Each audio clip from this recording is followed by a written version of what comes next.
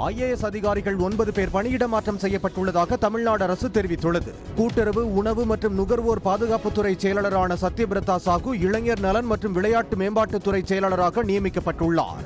Case Palaniswami கூட்டுறவு, உணவு மற்றும் நுகர்வோர் பாதுகாப்புத்துறை செயலாளராகவும், நில நிர்வாக ஆணையராக கஜலட்சுமியும், போக்குவரத்து ஆணையராக கிரண் குராலாவும் நியமிக்கப்பட்டுள்ளனர். தமிழ்நாடு உப்பு நிறுவனத்தின் மேலாண்மை இயக்குநராக தேவராஜ் யாதவ், அறிவியல் நகர முதன்மை செயலாளராக ஹர்சகாய் மீனா, ஆவண காப்பகம் மற்றும் வரலாற்று ஆராய்ச்சி ஆணையராக மலர்விழி, அண்ணா நிர்வாக பணியாளர் கல்லூரி இயக்குநராக கோபால சுந்தர்ராஜ் ஆகியோர் நியமிக்கப்பட்டுள்ளனர். தமிழ்நாடு அரசு பணியாளர் தேர்வாணையத்தின் இயக்குநராக பானோத் மிருகேந்தர் லால் நியமிக்கப்பட்டுள்ளதாகவும் அரசின் செய்திக்குறிப்பில் தெரிவிக்கப்பட்டுள்ளது. திமுக தேர்தல் அறிக்கை தயாரிப்பு தொடர்பாக மக்களிடம் கருத்து கேட்க பிரத்யேக செயலியை முதலமைச்சர் மு.க. ஸ்டாலின் இன்று அறிமுகம் செய்கிறார். தமிழ்நாடு சட்டப்பேரவை தேர்தல் விரைவில் அறிவிக்கப்பட உள்ள நிலையில் திமுகவின் தேர்தல் அறிக்கையை தயாரிக்க கட்சியின் துணை பொதுச் செயலாளர் கனிமொழி MP தலைமையில் 12 பேர் கொண்ட குழு ஏற்கனவே அமைக்கப்பட்டுள்ளது. கடந்த 22ஆம் தேதி இந்த குழுவின் முதல் ஆலோசனை கூட்டம் நடைபெற்றது. இந்த குழு மாநிலம் முழுவதும் சுற்றுப்பயணம் மேற்கொண்டு அனைத்து தரப்பினரையும் சந்தித்து கருத்துக்களை கேட்டு தேர்தல் அறிக்கை தயாரிக்க உள்ளது. இந்நிலையில் திமுக தேர்தல் அறிக்கை தயாரிப்பதற்கு மக்களின் கருத்துக்களை கேட்பதற்காக பிரத்யேக செயலியை முதலமைச்சர் மு.க. ஸ்டாலின் இன்று அறிமுகம் செய்ய உள்ளார். சிவகங்கை மாவட்டத்தில் நெற்பயிர்களை சேதப்படுத்தும் எலிகளை ஒழிக்க விவசாயிகள் ஆந்தைகளின் உதவியை நாடியுள்ளனர். மானாமதுரை, திருப்புவனம் சுற்றுவட்டார பகுதிகளில் நெற்பயிர்களை எலிகள் சேதப்படுத்தி வருவது தொடர்கதையாகி வருகிறது. இந்த நிலையில் இந்த எலிகளை ஆந்தைகள் உண்ணும் என்பதால் இரவில் அவை அமர்ந்து பார்ப்பதற்கு ஏற்ற வகையில் மரக்குச்சிகளில் வைக்கோல் துணியை சுற்றி கம்பம் போல விவசாயிகள் நட்டு வைக்கின்றனர். இந்த கம்பங்களில் அமரும் ஆந்தைகள் எலிகளை வேட்டையாடுவதாக விவசாயிகள் தெரிவிக்கின்றனர். அந்த இதில் உட்காந்துருக்கேன்.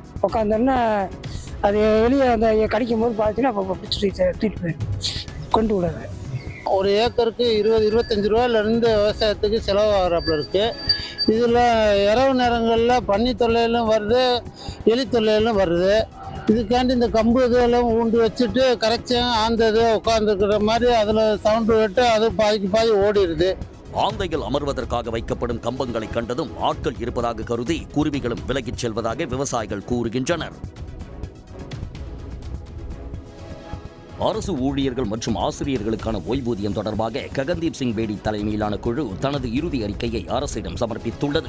இந்த குழு அரசு பணியாளர்களின் பல்வேறு கோரிக்கைகளை முழுமையாக கேட்டறிந்து ஆய்வு செய்ய 194 அரசு பணியாளர் சங்கங்களுடன் 9 சுற்றுகளாக கூட்டங்களை நடத்தியது. மேலும் இந்திய ஆயுள் காப்பீட்டுக் கழகம் மற்றும் நிதி நிறுவனங்களும் பல்வேறு கலந்தாய்வு கூட்டங்களையும் நடத்தியது. துல்லியமான மற்றும் விரிவான ஆய்வுகளை மேற்கொள்ள காப்பீட்டு கணிப்பாளர் மற்றும் நிதி வல்லுநர்களின் சேவையையும் குழு பயன்படுத்தியது. கடந்த 8 மாதங்களில் 7,36,000 பணியாளர்கள் மற்றும் 6,75,000 குடும்ப ஓய்வூதியதாரர்கள் உட்பட ஓய்வூதியதாரர்களின் தரவுகளை சேகரித்தல், அவற்றில் இருந்த தவறுகளை நிவர்த்தி செய்தல் மற்றும் சரிபார்த்தல் உள்ளிட்ட பணிகளை ஓய்வூதிய குழு விரிவாக மேற்கொண்டது. இந்நிலையில் சென்னை தலைமைச் செயலகத்தில் முதலமைச்சர் மு.க. ஸ்டாலினிடம் ஓய்வூதிய குழு தனது இறுதி அறிக்கையை சமர்ப்பித்துள்ளது. குமரி மாவட்டம் திருப்பரப்பு அருகே கோதையாற்று பகுதியில் நடமாடும் முதலைகளை பிடித்து அப்புறப்படுத்த வேண்டுமென பொதுமக்கள் வலியுறுத்தியுள்ளனர். ஆற்றில் முதலை நடமாட்டம் இருப்பதாக சிலர் கூறி வந்த நிலையில் அதிகாலையில் ரப்பர் பால்வடிப்பு தொழிலுக்கு சென்றவர்கள் பாறையிலிருந்து முதலை ஒன்று தண்ணீரில் இறங்கி செல்வதை செல்போனில் படம் பிடித்துள்ளார்கள்.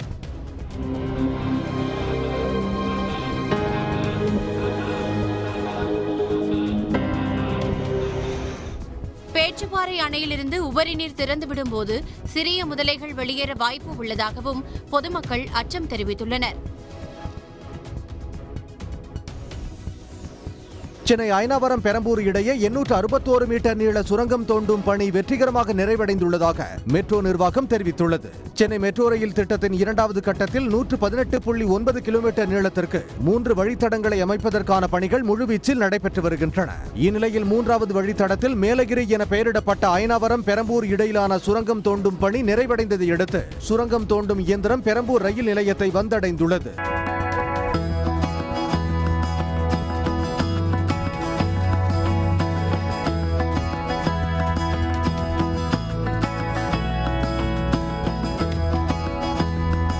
மக்கள் நெருக்கடி மிகுந்த பகுதிகளில் ஆழ்துளை கிணறுகள் முறையாக கையாளப்பட்டு சுரங்கம் தோண்டும் பணி வெற்றிகரமாக நிறைவு செய்யப்பட்டுள்ளது. சென்னை மெட்ரோ ரயில் திட்டத்தின் 2வது கட்டத்தில் இதுவரை 19 சுரங்கம் தோண்டும் பணிகள் வெற்றிகரமாக முடிவடைந்துள்ளதாக மெட்ரோ நிர்வாகம் கூறியுள்ளது. மகரவிளக்கு பூஜைக்காக சபரிமலை ஐயப்பன் கோயிலில் நடை திறக்கப்பட்டது. தந்திரி கண்டரரு மகேஷ் மோகனரு முன்னிலையில் மேல்சாந்தி பிரசாத் நம்பூதிரி நடையை திறந்து வைத்து தீபாராதனை நடத்தினார்.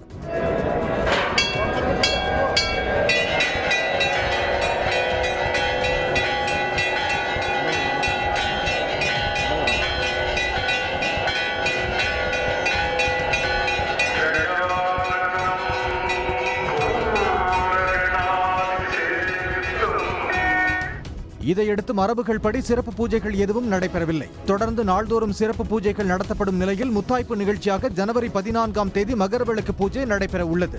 அன்றைய தினம் மாலை 6:25 மணிக்கு ஐயப்ப சாமிக்கு திருவாபரணம் அணிவித்து சிறப்பு தீபாராதனை நடைபெறும். தொடர்ந்து மகர ஜோதி தரிசனம் சன்னிதானத்தில் நடைபெறும் என்பதால் அதற்கான விரிவான ஏற்பாடுகள் செய்யப்பட்டுள்ளன.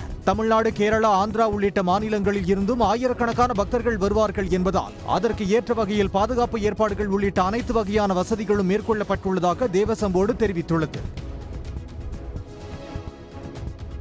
ஒன்றிய அரசின் 2026-27 நிதி ஆண்டுக்கான பட்ஜெட் குறித்த ஆலோசனை பிரதமர் நரேந்திர மோடி தலைமையில் நடைபெற்றது.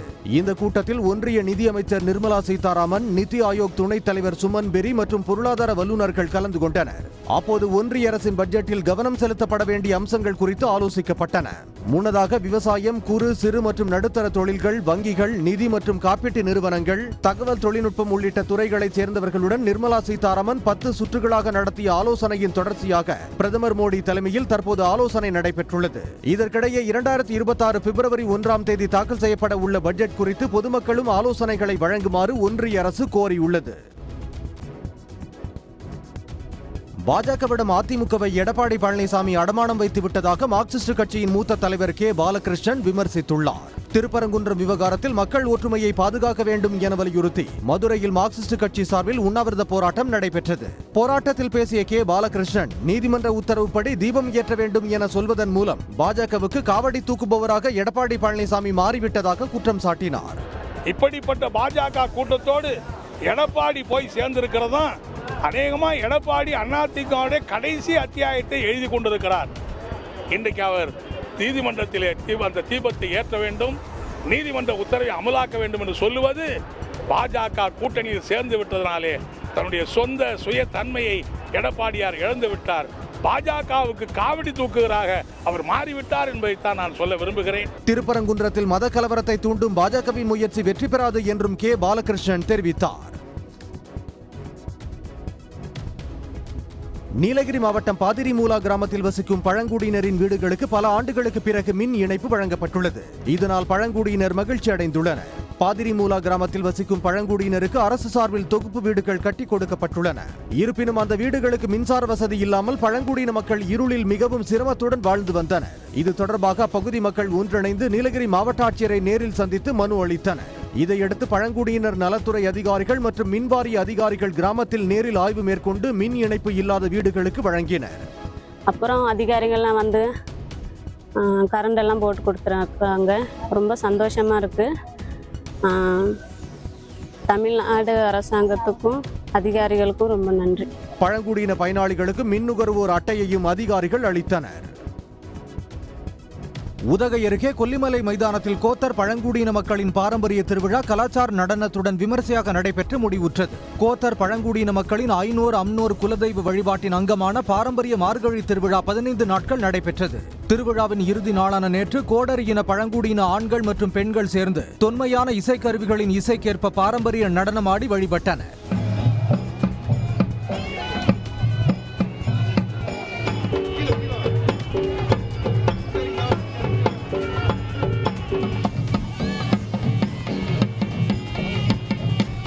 ஐநூறு அம்மனோர் குலதெய்வ பண்டிகைங்க. இது வந்து நம்மளோட வருஷத்துக்கு ஒரு டைம் கொண்டாடுவோம். கடந்த அமாவாசை முடிச்சதுலேருந்து நம்ம 2வது நாள் 3வது நாள் பெரிய பார்த்து இந்த பண்டிகை கொண்டாடுவோம்.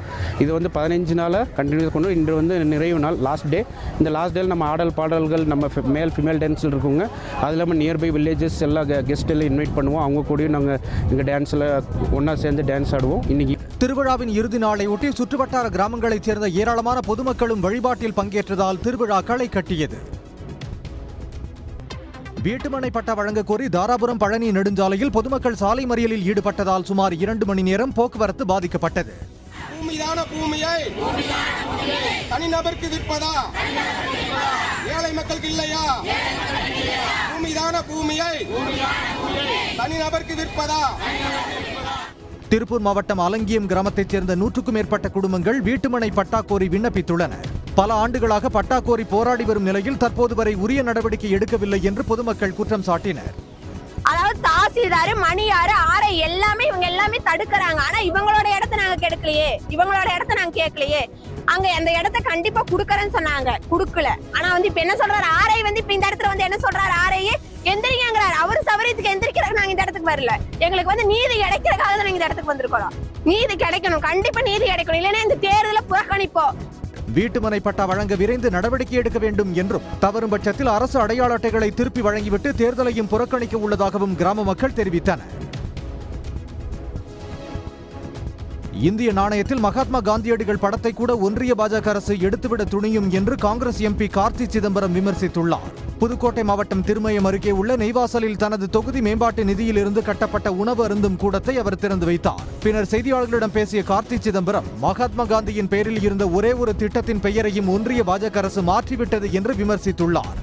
நம்மளுடைய நாணயத்தில் இருக்கிற மகாத்மா காந்தி படத்தை கூட எடுக்கிறதுக்கு துணிவாங்க. ஏன்னா இவர்களுக்கு சுதந்திர போராட்டத்தில் கலந்து கொண்டு அதை தலைமை தாங்கிய காங்கிரஸ் தலைவர்கள் இந்திய தேசிய தலைவர்களுடைய நினைவுகளை அழித்துவிட்டு அவர்கள் சித்தாந்தத்தை பின்பற்றிய தலைவர்களையே முன்னிறுத்த வேண்டும் என்று ஒரு எண்ணம் இருக்கிறது. பாஜகவுக்கு சுதந்திர போராட்டத்தில் பங்கேற்ற காங்கிரஸ் தலைவர்கள் மீது எப்போதும் காழ்ப்புணர்ச்சி உள்ளது என்று கார்த்தி சிதம்பரம் குற்றம் சாட்டியுள்ளார். திண்டிவனம் காவல் நிலையத்தில் ராமதாஸ் மற்றும் அன்புமணி ஆதரவாளர்களிடையே வாக்குவாதம் ஏற்பட்டதால் பரபரப்பு நிலவியது. திண்டிவனம் காமாட்சியம்மன் கோயில் வீதியில் உள்ள ராமதாஸ் இல்லம் அருகே உள்ள டீ கடையில் அன்புமணி ஆதரவாளர் ராஜேஷ் என்பவருக்கும் ராமதாஸ் ஆதரவாளரான ராஜாராம் என்பவருக்கும் தகராறு ஏற்பட்டுள்ளது. சம்பவ இடத்திற்கு வந்த போலீசார் இரு தரப்பினரையும் விலக்கி காவல் நிலையம் அழைத்துச் சென்றனர். திண்டிவனம் காவல் நிலையத்தில் இரு தரப்பினரும் மாறி மாறி புகார் அளித்த போது அங்கு வந்திருந்த அன்புமணி ஆதரவாளரான மயிலம் தொகுதி எம்எல்ஏ சிவக்குமாருக்கும் ராமதாஸ் ஆதரவாளர்களுக்கும் மீண்டும் வாக்குவாதம் ஏற்பட்டது. இரு தரப்பினரையும் போலீசார் விலக்கிவிட்டு புகார் பெற்ற நிலையில் காவல் நிலையம் அருகே அசாதாரண சூழல் நிலவியது. ராமதாஸ் அணியின் பொதுக்குழுவை விமர்சித்து சமூக வலைதளங்களில் அன்புமணி தரப்பினர் பதிவிட்டது தொடர்பாக இரு தரப்பினரிடையே மோதல் ஏற்பட்டதாக கூறப்படுகிறது. திருச்சி மாவட்டம் மணப்பாறை அருகே ஆணையூர், தாதமலைப்பட்டி, குமரப்பட்டி உள்ளிட்ட பல்வேறு இடங்களில் மண்பானை தயார் செய்யும் பணிகள் மும்முரமாக நடைபெற்று வருகின்றன. 3 வகையான மண்ணை எடுத்து அதை பக்குவமாய் பிசைந்து பானையை உருவாக்குகின்றனர். ஒரு 10,000 அப்படிங்கிறது ஒரு ஆவரேஜாக சொல்கிறேன். அவ்வளவுக்கு தான் நமக்கு வருமானங்கிறது வரும். ஏன்னா மக்கள் இதோட குறைஞ்சிருச்சு. செய்யறத விரும்பி வாங்குறவங்களோட எண்ணிக்கை ரொம்ப குறைஞ்சிருச்சு. அதனால நமக்கு அந்த ப்ராஃபிட்டுங்கிறது சரியாக கிடைக்க மாட்டேங்குது. ஒரு பானை அதன் அளவிற்கு தகுந்தாற்போல் 100 ரூபாயிலிருந்து விற்பனை செய்யப்படுகிறது. ஈரோட்டில் கைத்தறித்துறை சார்பில் 15 நாட்கள் நடைபெறும் மாநில அளவிலான கைத்தறி ஜவுளி கண்காட்சி மற்றும் விற்பனையை அமைச்சர் சாமிநாதன் தொடங்கி வைத்தார். இந்த கண்காட்சியில் ஈரோடு, காஞ்சிபுரம் உட்பட 17 மாவட்டங்களின் கைத்தறி நெசவாளர் கூட்டுறவு சங்கங்களும், கோஆப்டெக்ஸ், பூம்புகார் விற்பனை நிலையம் மற்றும் கைத்தறி சங்கங்கள் 60க்கும் மேற்பட்ட அரங்குகளை அமைத்துள்ளன. இந்த கண்காட்சி வரும் 12ஆம் தேதி வரை நடைபெற உள்ளது. சுமார் 60 ஸ்டால்கள் அமைக்கப்பட்டிருக்கிறது. இதில் நம்முடைய மாநிலத்தில் மட்டுமல்லாமல் ஆந்திரா போன்ற, மேற்கு வங்கம் போன்ற மாநிலத்திலிருந்து, மணிப்பூர் போன்ற மாநிலத்திலிருந்து கூட இங்கே கைத்தறி கண்காட்சி இங்கே ஏற்பாடு செய்திருக்கிறார்கள். ஜவுளி ரகங்களுக்கு 30% தள்ளுபடியும் வழங்கப்படும் என்று அமைச்சர் சாமிநாதன் தெரிவித்தார். கல்வியை தவிர வேறு நோக்கத்திற்காக பள்ளிக்கூட நிலத்தை பயன்படுத்தக்கூடாது என உயர்நீதிமன்ற மதுரை கிளை உத்தரவிட்டுள்ளது. தூத்துக்குடி மாவட்டத்தைச் சேர்ந்த அரவிந்த் தாக்கல் செய்த மனுவில் சிறுதொண்ட நல்லூரில் உள்ள அரசு மேல்நிலைப் பள்ளியின் விளையாட்டு மைதானத்தில் வேறு கட்டிடங்கள் கட்டுவதற்கான பணிகள் தொடங்க உள்ளதாகவும் பள்ளிக்கூட மைதானத்தை பாதுகாக்க வேண்டும் என கோரியிருந்தார். நீதிபதிகள் ஜி ஜெயச்சந்திரன், கே ராமகிருஷ்ணன் அமர்வு விசாரித்த போது புதிய கட்டிடத்தால் மைதானத்தின் பரப்பளவு குறையாது என அரசு தரப்பில் தெரிவிக்கப்பட்டது. இதை பதிவு செய்து கொண்ட நீதிபதிகள் வரும் காலங்களில் பள்ளிக்கூடத்தின் காலி நிலத்தை கல்வியை தவிர வேறு நோக்கத்திற்காக பயன்படுத்தக்கூடாது என உத்தரவிட்டு வழக்கை முடித்து வைத்தனர். புத்தாண்டு கொண்டாட்டம் மற்றும் தொடர் விடுமுறை நாட்களை முன்னிட்டு ஆனைமலை புலிகள் காப்பக சுற்றுலா பகுதிகளில் கடும் கட்டுப்பாடுகளை வனத்துறை அறிவித்துள்ளது. ஆழியார் சோதனை சாவடியில் காலை 6 மணி முதல் மாலை 6 மணி வரையிலும், சேத்துமடை சோதனை சாவடியில் காலை 7 மணி முதல் 4 மணி வரையிலும் மட்டுமே சுற்றுலா பயணிகள் அனுமதிக்கப்படுவர். வாகனங்கள் வேக வரம்பை கடைபிடிக்க வேண்டும். வனச்சாலைகளில் தேவையின்றி வாகனங்கள் நிறுத்தக்கூடாது. பட்டாசு வெடிக்க தடை, மதுபானங்களுக்கு தடை, ஒலிபெருக்கிகள் பயன்படுத்த தடை, பிளாஸ்டிக் பொருட்களுக்கு தடை உள்ளிட்ட பல்வேறு கட்டுப்பாடுகள் விதிக்கப்பட்டுள்ளன. எஸ்ஐஆர் நடவடிக்கையில் சிறுபான்மையினரின் வாக்குகள் குறிவைக்கப்படுவதாகவும் சிறுபான்மையினருக்கு அதிக அளவில் நோட்டீஸ் அனுப்பப்படுவதாகவும் புகார் எழுந்துள்ளது. ஸ்ரீரங்கம் சட்டமன்ற தொகுதிக்குட்பட்ட முத்தரசநல்லூர் கிராமத்தில் வசிக்கும் பலர் எஸ்ஐஆர் படிவத்தை முறையாக நிரப்பவில்லை என தேர்தல் ஆணையம் நோட்டீஸ் அனுப்பியுள்ளது. அதிகமான அளவில் இஸ்லாமியர்களுக்கு நோட்டீஸ் அனுப்பப்பட்டுள்ளது சந்தேகத்தை எழுப்புவதாக கூறி ஊராட்சி மன்ற அலுவலகத்தை 50க்கும் மேற்பட்டோர் முற்றுகையிட்டனர். அதில் லிஸ்ட் எழுதி பார்த்தா முஸ்லீம்ஸோட நேம்ஸும் கிறிஸ்டின்ஸோட நேம்ஸும் அவ்வளோ ஃபார்ம்ஸ் வந்து நோட்டீஸ் ரெடியாக கையில் வச்சுருக்காங்க. முஸ்லீம்ஸ் மட்டுமே குறைஞ்சபட்சம் 100 கணக்கானவங்க பேர் இருக்காங்க. ஏன்னா எல்லாமே இரட்டை இலக்கத்தில் இருக்குது. ஒவ்வொரு பூத்து வரையும் அவங்க எழுதியிருக்காங்க. முஸ்லீம்ஸ், கிறிஸ்டின்ஸ், இந்துஸ்னு எழுதியிருக்காங்க. பட் ஆனால் இது ஏதோ திட்டமிட்டு ஏதோ செஞ்ச மாதிரி தான் தெரியுது. ஏன் தங்கள் வாக்குரிமையை பறிக்க முயற்சிக்கிறார்களா என்ற சந்தேகம் எழுவதாக குற்றம் சாட்டிய அவர்களை போலீசார் பேச்சுவார்த்தை நடத்தி அனுப்பி வைத்தனர். திருவள்ளூர் மாவட்டம் கடம்பத்தூர் அருகே சாலையை சீரமைத்து தரக்கோரி கிராம மக்கள் மறியலில் ஈடுபட்டனர். வயலூர் ஊராட்சிக்கு உட்பட்ட வயலூர் முதல் மும்முடிக்குப்பம் வரை 8 கிலோமீட்டர் தொலைவுக்கு கடந்த 8 ஆண்டுகளுக்கு முன்பு சாலை போடப்பட்டது. இவ்வழியாக செல்லும் கனரக வாகனங்களால் தற்போது சாலை குண்டும் குழியுமாக காட்சியளிக்கிறது. சாலையை சீரமைத்து தரக்கோரி சம்பந்தப்பட்ட அதிகாரிகளிடம் பலமுறை மனு அளித்தும் பலன் இல்லாததால் அப்பகுதி மக்கள் இன்று மறியலில் ஈடுபட்டனர். போராட்டக்காரர்களை போலீசார் தடுத்ததால் கடும் வாக்குவாதம் ஏற்பட்டது.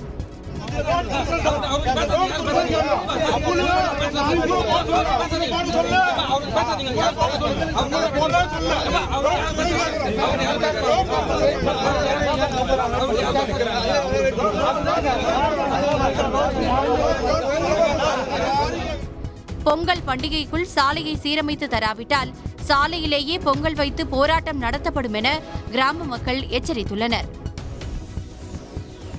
கரூர் குமரன் அரசு உயர்நிலைப் பள்ளியில் கடந்த ஆண்டு 10ஆம் வகுப்பு பொதுத் தேர்வில் 500க்கு 450க்கு மேல் மதிப்பெண்கள் பெற்ற மாணவர்களை பள்ளி நிர்வாகம் விமானத்தில் அழைத்துச் சென்றது. மாணவர்கள் சேலத்திலிருந்து பெங்களூருக்கு விமானத்தில் அழைத்துச் செல்லப்பட்டனர்.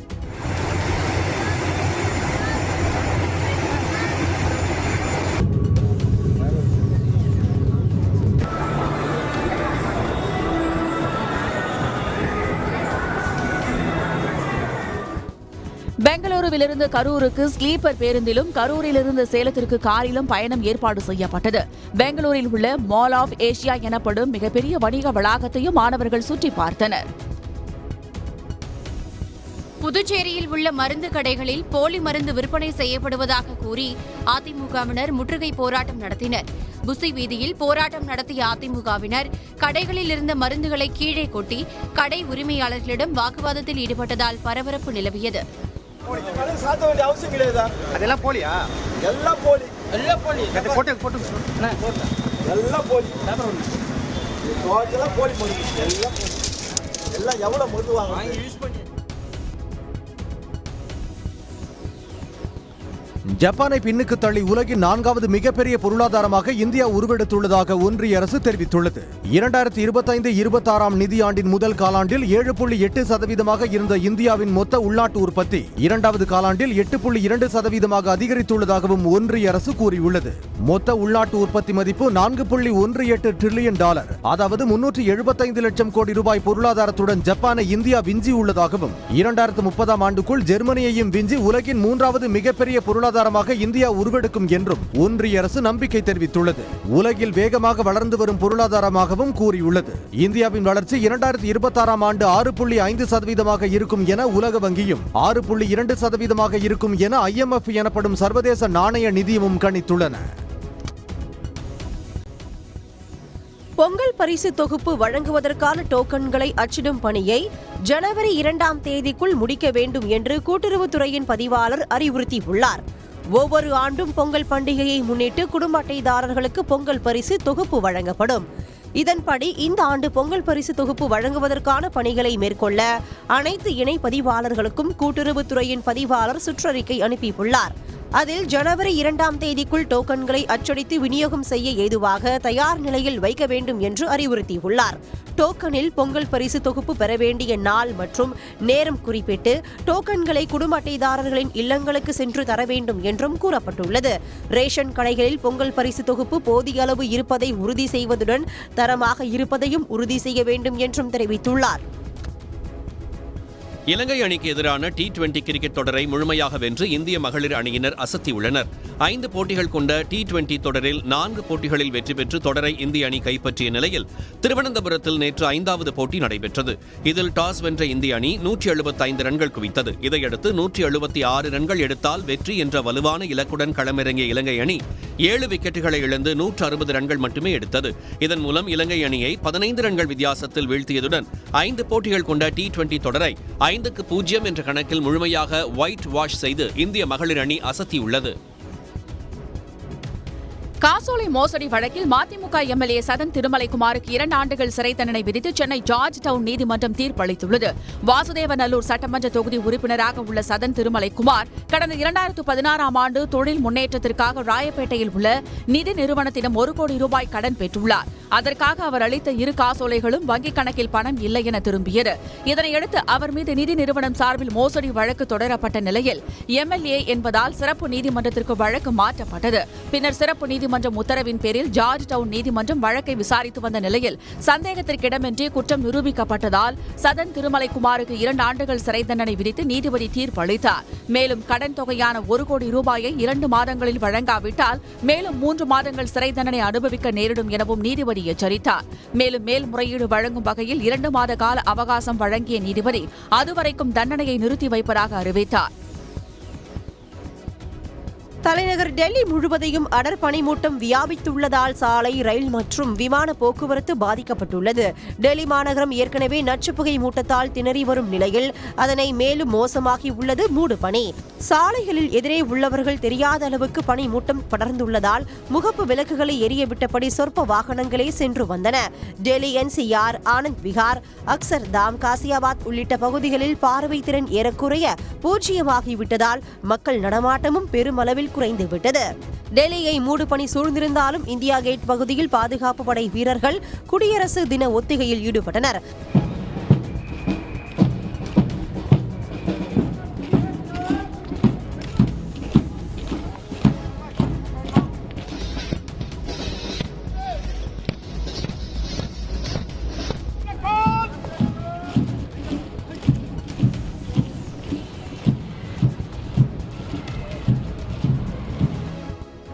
அடர்பனி மூட்டத்தால் டெல்லியில் விமான மற்றும் ரயில் சேவைகளும் பாதிக்கப்பட்டுள்ளன. இதனிடையே இன்று முதல் ஜனவரி 2ஆம் தேதி வரை டெல்லியில் காற்றின் தரம் மிகவும் மோசம் என்ற நிலைக்கு செல்ல வாய்ப்புள்ளதாக மாசு கட்டுப்பாட்டுத் துறையினர் எச்சரித்துள்ளனர். கரூர் கூட்ட நெரிசல் வழக்கு விசாரணைக்காக தாவேகா நிர்வாகிகள் ஆனந்த், ஆதவ் அர்ஜுனா உள்ளிட்டோரிடம் டெல்லி சிபிஐ தலைமை அலுவலகத்தில் 2வது நாளாக நேற்று விசாரணை நடத்தப்பட்டது. இந்நிலையில் 3வது நாளாக இன்றும் விசாரணை நடத்தப்படும் என்று தகவல்கள் வெளியாகியுள்ளன. தாவேகா இணை பொதுச் செயலாளர் நிர்மல்குமார், கரூர் மாவட்ட செயலாளர் மதியழகன் ஆகியோரிடமும் நேற்று சிபிஐ அதிகாரிகள் கேள்விகளை எழுப்பினர். கரூர் கூட்ட நெரிசல் சம்பவம் குறித்து விசாரிக்க தாவேகா நிர்வாகிகளுக்கு சிபிஐ அண்மையில் அழைப்பாணை அனுப்பியது. இதைத் தொடர்ந்து டெல்லியில் உள்ள சிபிஐ தலைமை அலுவலகத்தில் அவர்கள் திங்கட்கிழமை ஆஜராகினர். விசாரணைக்கு கரூர் மாவட்ட ஆட்சியர் M. தங்கவேல், கரூர் மாவட்ட கண்காணிப்பாளர் ஜோஷ் தங்கையா உள்ளிட்ட அதிகாரிகளும் ஆஜராகினர். நேற்று மட்டும் சுமார் 6 மணி நேரம் விசாரணை நடைபெற்றது. 2 நாட்களில் மட்டும் 15 மணி நேரம் விசாரணை நடைபெற்றது. சென்னையில் ஆபரண தங்கம் விலை 3வது நாளாக இன்றும் குறைந்துள்ளது. 10 நாட்கள் உயர்வுடனேயே பயணித்த 22 கேரட் ஆபரண தங்கம் விலை திங்கட்கிழமையன்று சவரனுக்கு 640 ரூபாய் குறைந்தது.